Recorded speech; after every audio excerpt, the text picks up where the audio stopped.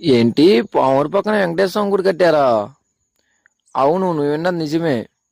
ఇది ఎక్కడా కాదు, పాము నుంచి నెల్లూరు రూట్కి పోతే అయితే రామాపురానికి వరికుంటపురానికి మధ్యలో ఉంటుంది టెంపుల్. మీరు కూడా గుడికి కానీ పోయి ఉంటే కామెంట్ చేయండి. శనివారం పూట అయితే జనాలు మాత్రం చాలా ఎక్కువ వస్తారంట ఇక్కడికైతే. ఈ గుడి అయితే చాలా చాలా బాగుంది, చాలా చాలా బాగుంది. అసలు చూడండి, మీరే చూడండి వీడియోలో గుడి ఎట్లా ఉందో. ఈరోజు శనివారం అయ్యేసరికి పోలీస్ సెక్యూరిటీ కూడా వచ్చింది, జనాలు కూడా ఖాళీ లేదు ఈరోజు అయితే. నేను కాళ్ళు కట్టుకుందామని వచ్చాను, గుళ్ళోకి పోదామని. నేను గది స్తంభం దగ్గరికి వచ్చి టెంకాయ కొడదామని వచ్చాను.